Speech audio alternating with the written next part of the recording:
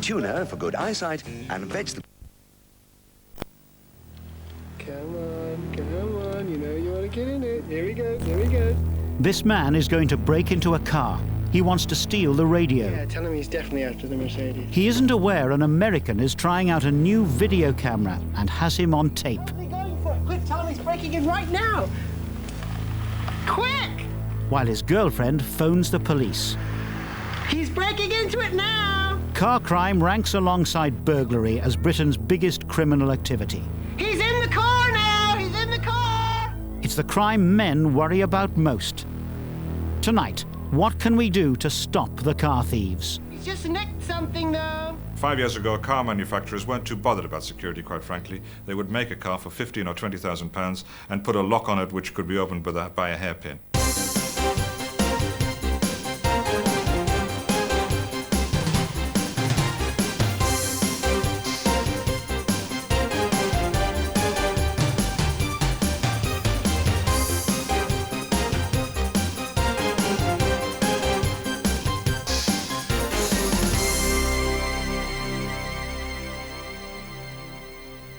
In Britain, a car is broken into every minute of the day. On average, 720 are stolen every 24 hours. That's more than 250,000 each year. Chasing a red Ford Cortina, Bravo Echo Tango 19. Car crime is widespread. Right, wrong side of the roundabout. Professional criminals use them as getaway vehicles. From Askew Road, Bravo Echo Tango 195 Tango. Extremely dangerous. Red lights, south end of the Tyne Bridge at Oglegate. He's crashed. The young take them to challenge police drivers in high-speed chases. Thieves make them prime targets for our personal possessions.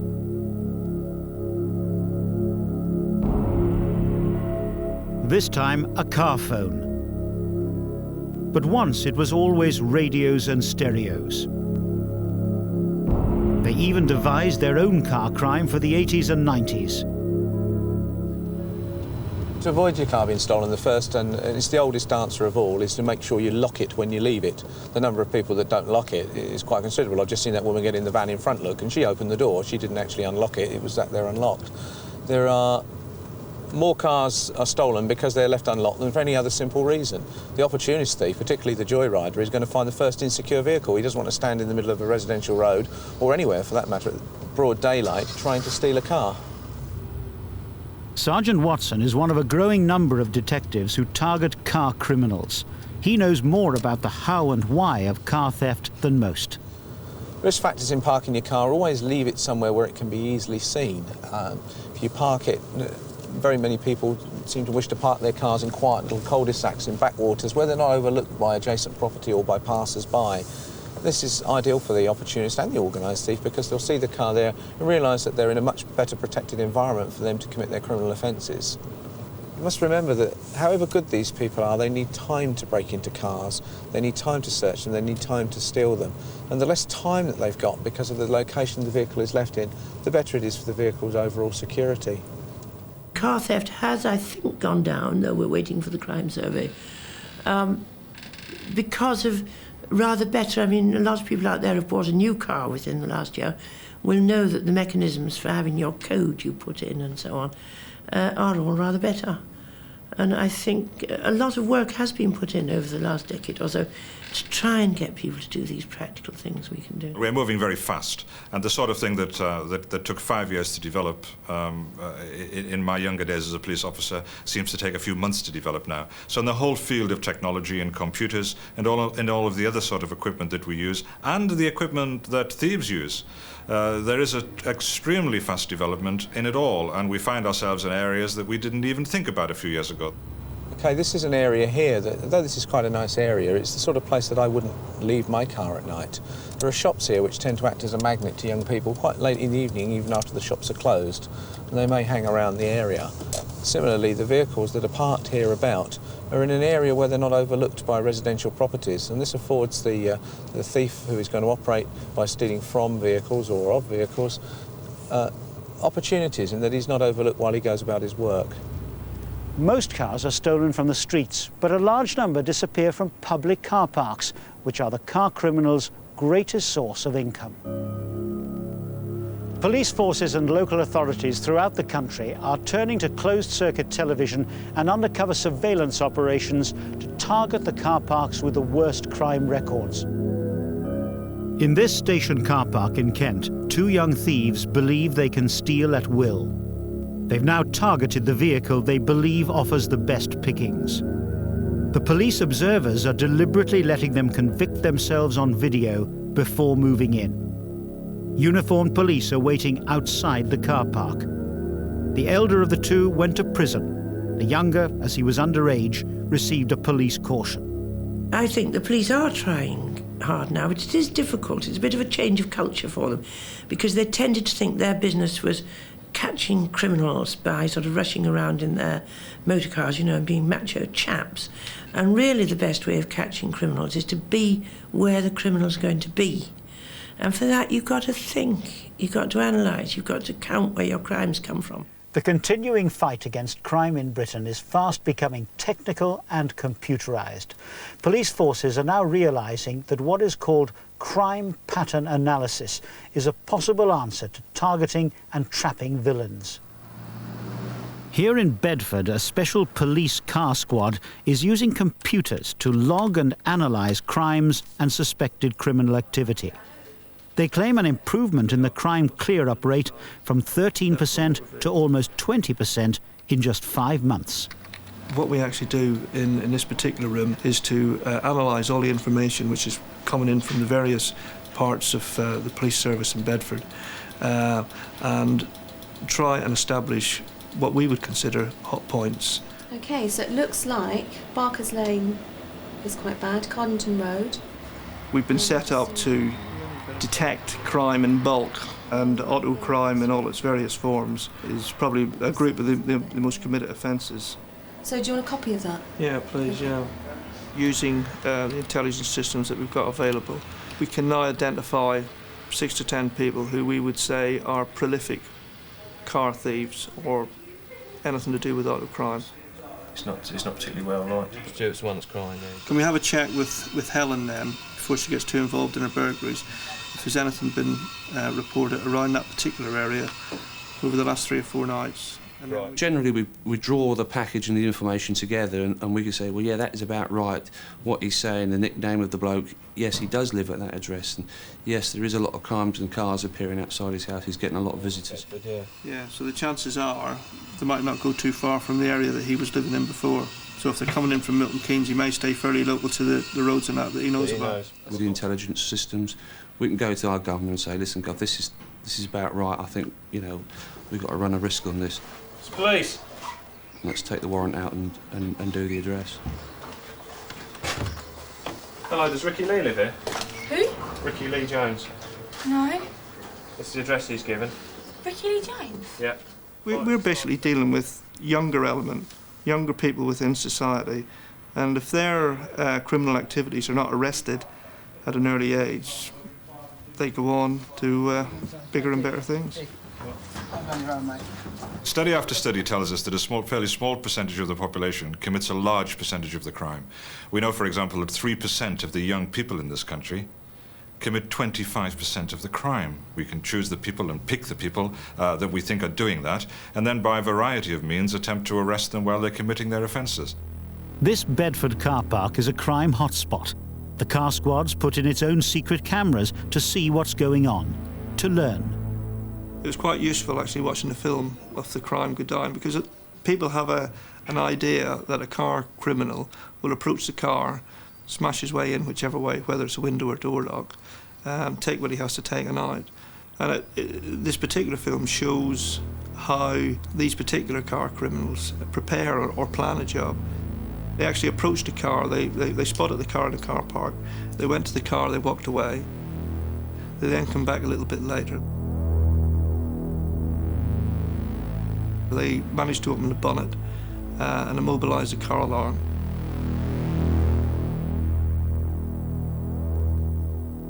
They shut the bonnet again, walked away again. There's people walking around the car park, coming back to the cars with shopping and what have you. They walked past the car 3 or 4 times. And this was probably over a period of 5 or 10 minutes.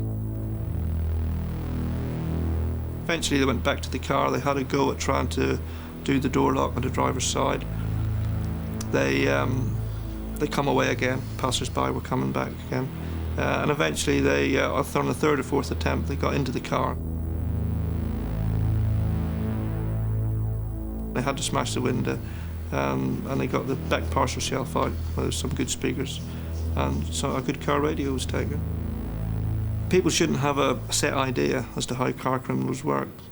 In a lot of cases, they put a lot of thought into it.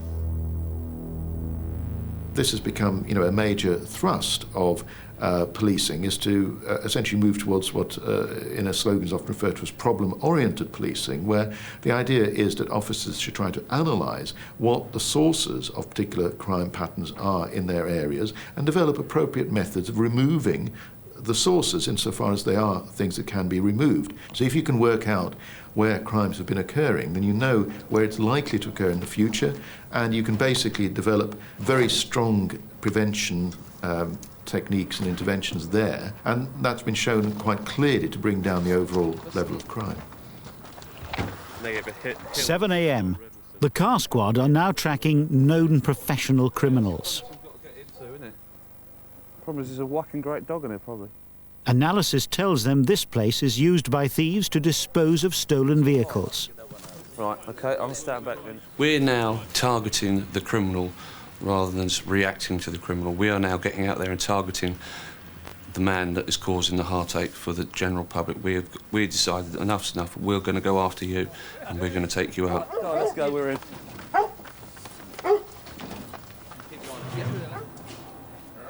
Proactive policing is important because it enables the police officer to be out on the street, actively involved within the criminal community, as opposed to being within the police station, waiting for a crime to be reported. Where's the engine come from? A car, Mini.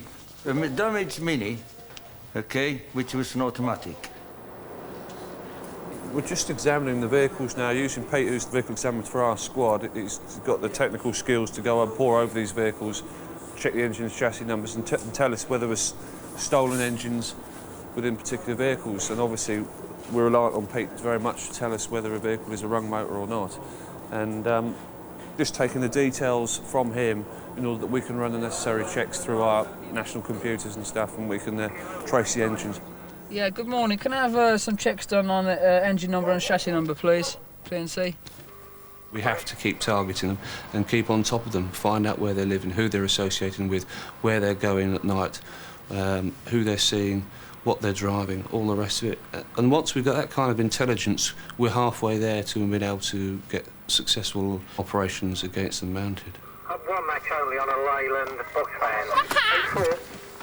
It comes back as a Leyland box van, so he's going to be coming in for breakfast.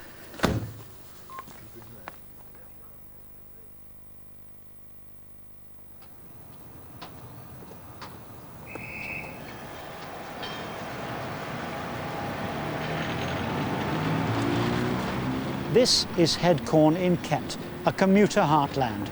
You drive up, park, let the train take the occasional strain, and your car stays here. A target for the fast-track thieves. The past 3 months I've been broken into 3 times. Right. End of October, they got the radio and broke the window, obviously. So I replaced the radio and started taking the front end out. So the second time, they only got the back end of the radio, so it's probably not very useful. Broke the window again, took my family allowance book. And then 23 days later, I was done again, even though there was no radio in the car. Right. And they took the family allowance book yet again. So I've had 3 broken windows and 2 stolen radios. Our car has been tampered with on more than one occasion, to the extent that it was about to be taken away, but I think they must have been frightened off. Subsequently, we've bought a bar to go across our wheel, and I have to admit it hasn't been tampered with since. The first time it was a real shock, and I just thought, oh no, why me? I'll be more careful parking in future, I'll park at the end of a row. And so when it was done the second time, I thought, well, that's not going to work either, even when it's at the end of a row. And of course, you go to your car and it's covered in snow, you wipe the snow away, and you see through the window, there's all glass all over, and you think, oh no. So every night now, when the train pulls in, I'm looking at the cars, have I been broken into? Good morning. Can I just give you that quick letter? It's what we've been doing in the car park over the past week.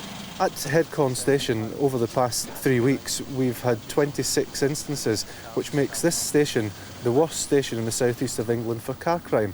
And it's very important that the users of the station car park are aware that the police are interested, and it's not merely a statistic. I'm quite sure that it's organised gangs. It's not your opportunist thief who's coming here, stealing a car for joyriding. Many of the cars which go from here are never returned, and that is obviously organised gangs which are doing so. I want to catch people who are doing these things. So I have a surveillance operation which is running in this car park and in other car parks, where I have undercover officers. They're concealed in the car park. I have officers with dog handlers. I deploy stinger device, and fortunately we can catch people. We've had successes over the past few days. Recently we had one instance where one man was arrested. He admitted 185 separate car crimes, 80 of them in Kent and many of them in Headcon Station car park. Car thief is done very, very quickly. It's all over in a matter of seconds. Anything which can slow that process down makes it difficult for the thief. The would-be thief coming into the car park has a look through this line of cars. This is the only car where there is anything in the back of the car. That is obviously a target for the thief to pick on. Here we have a car which is obviously a high-performance type car. It is fitted with a locking device. So the would-be thief coming in here, having a look, I see it's got an immobiliser, I see it's got a locking device. I'm not going to touch that car. If I turn to the car parked right beside it, I notice first of all there is no locking device. I can see no obvious sign of immobiliser. There's various things lying about the car, and this could very easily become a target for the would-be car thief. Could we have some uniform backup to assist in stopping of a vehicle, please? Yeah, Chris. Commission of a theft of motor vehicle at this time. The Kent undercover squad now have 2 thieves on camera as they attempt to steal a car. 1-1, did you receive that from Tango Papa 52? Becky, shout the registration number of that red car. Shout the registration number of Chris and Ollie. Darling 1-1, en route to you, over. Yes, thank you. We have a commission going now. Stolen vehicle trying to leave the vehicle Bell Road car park. These thieves were stopped soon after driving off, but the police are not always so fortunate.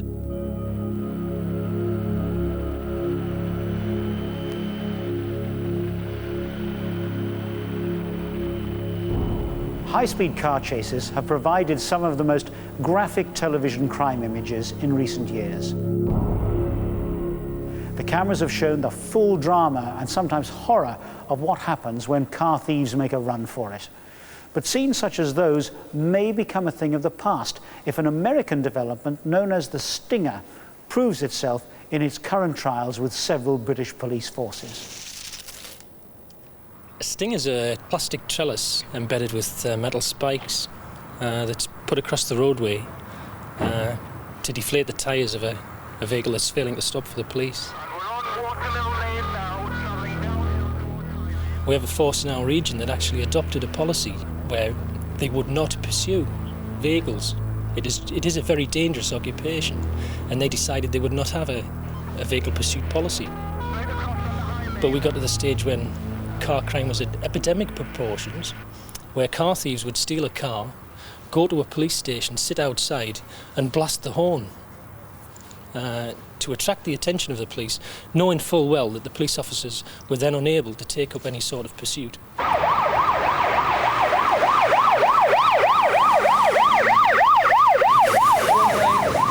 Urgent in pursuit, Vauxhall Cavalier. The majority of cars are stolen by people under the age of 25, and the majority of cars that are stolen are owned by people over the age of 25. The speeds attained by vehicles nowadays, and the way that they're driven in vehicle pursuit, it's quite hideous. Turning right into Ryton Avenue.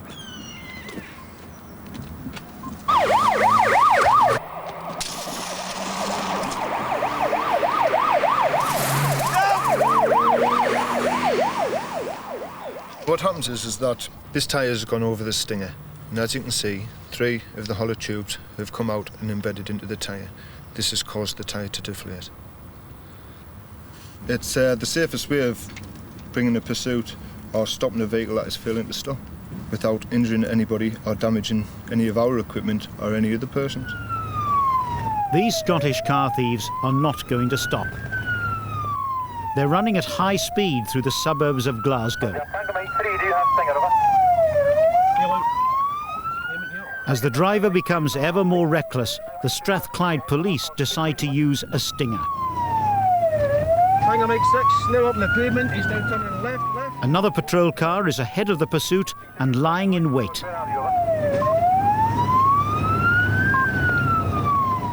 The crew have thrown a stinger across the road. The thieves will either have to stop or run over it. That's it on the road now. The chase car avoids it. Vehicle has struck the stinger, we've missed the stinger, we're still in pursuit. Speed's now dropping off. Imminent bailout, over. The vehicle has struck the stinger and still continues on Royston Road.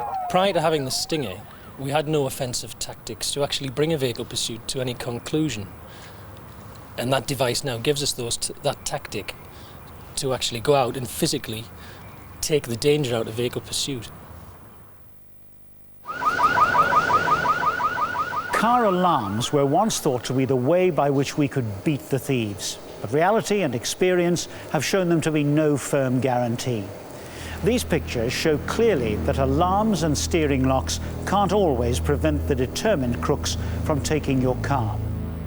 Once a car's been in the marketplace for several years, you could take the steering lock as an example. It was the first mechanical type immobiliser. And it was very effective initially, but after 4 or 5 years, thieves exploited generic weaknesses in the steering lock, and I'm sure, as you know, it's almost a negligible effect on security nowadays. Had this vehicle been fitted with an immobiliser, electronically disabling it, then the thieves might not have been able to drive it away so easily. If a vehicle is fitted with an effective immobiliser and an alarm, although, of course, the thief would eventually get into the motor car, because they always can be overcome at the moment, the alarm sounding in his ears will deter him somewhat in his manipulation of the immobiliser and hopefully frighten him away before he actually succeeds, because nowadays immobilisers are very good and very difficult to overcome. They've come to realise that people would rather have proper locks on their cars than they would have colour-coded, coordinated bumpers or something else. So there has been a real change in car manufacturers, and that's coming along and is much better. This key transmits a security code without which the car won't start. Each time it's turned, the code changes to one of 79,000 billion possibilities. Crime prevention technology is the way of the future, claim the car manufacturers. But motorists, cynical motorists, believe that the thieves will always eventually break new devices, or that they're already at least one step ahead of the scientists and technicians. This Berkshire Auto Lab is where the claims of car makers are tested to see if crime prevention gadgets work. Okay, negative now, Tony. It's funded by Britain's insurance companies. Nowadays, manufacturers are building the immobiliser into the structure of the vehicle. In other words, it's not a separate black box anymore, and the trend is to go towards built into the engine management system so that it is integral with the electrics and the electronics of the vehicle. The technicians are trying to do what car thieves do, to electronically break into the car's security code. If they can record that, they can then steal the car. As you can see, we've actually recorded a signal. However, it's not really a good one, so we'll try doing that one again. Okay, try again. Okay, that's a better signal. As you can see, it's going across slower, so we're actually going to get a better picture of the actual code that we've got. Okay, you can see here, we've actually got the whole of the actual code that was transmitted. If we can just record another signal, you'll see that the signal was actually changed. So the code has actually gone incremented onto the next code. So that's what that's doing. So unfortunately, even if we were able to grab this code, we couldn't transmit it to open the door.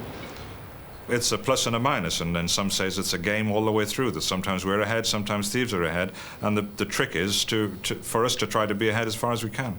Immobilisers, alarms and good locks are likely to deter joyriders and opportunist motor thieves, but what can we do to beat the professional who's probably stealing to order? Well, we can install an electronic tracking system which cannot be found or switched off by the crook. The latest tracking device, using special radio frequencies, is being hailed as a development which could virtually eliminate the ability of the thief to take away your vehicle undetected. So sophisticated and powerful is this tracking system that the makers claim to be able to follow a stolen vehicle anywhere it goes.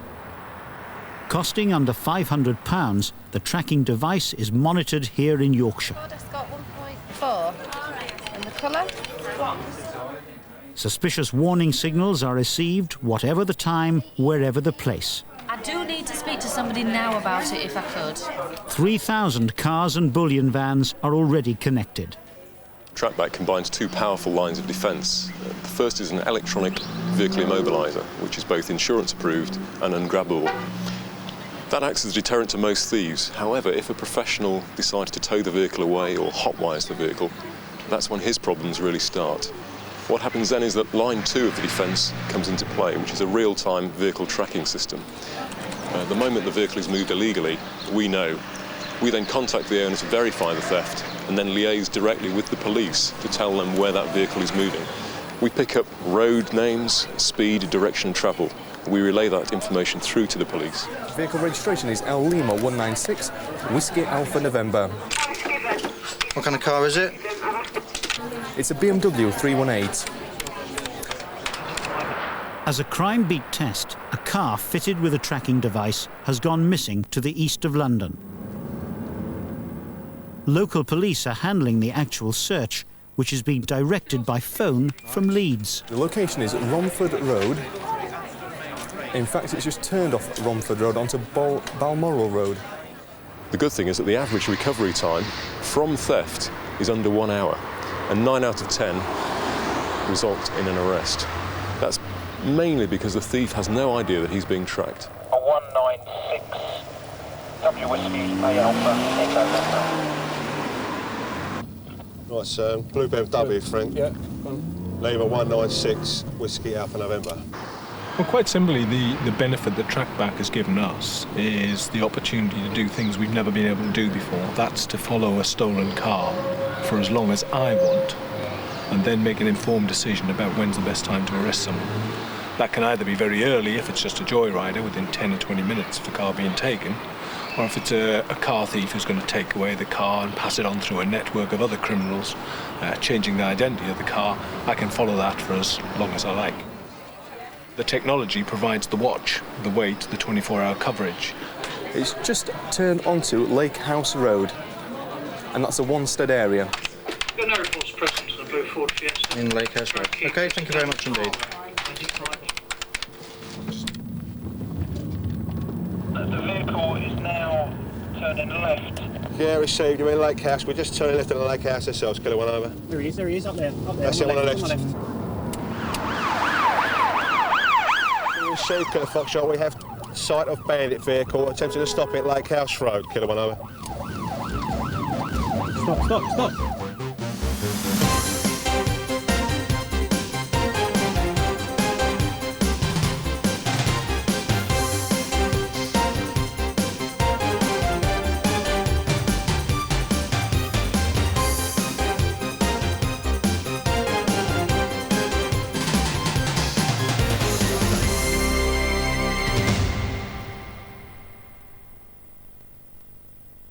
If you want to know more about crime prevention, CFAX page 620 is dedicated to the series. On Crime Watch UK this month, we have more important cases where the police need your help. In Leeds, can you help provide the motive for the murder of 20-year-old Deborah Wood? Her movements in the 10 days before her body was found are a mystery. Maybe you can help with the answers. And the abduction and rape of a woman from Oxfordshire. Someone watching must identify the two men responsible. That's Crime Watch UK, Thursday at 10 on BBC One. A test pilot disappears on a secret mission. Another mysterious case from the X-Files on BBC Two shortly. Here on BBC One, there's a change to tonight's schedule. At 9:30, a special programme, How Safe is Beef, quizzes the experts and the Health Secretary in an attempt to answer your questions.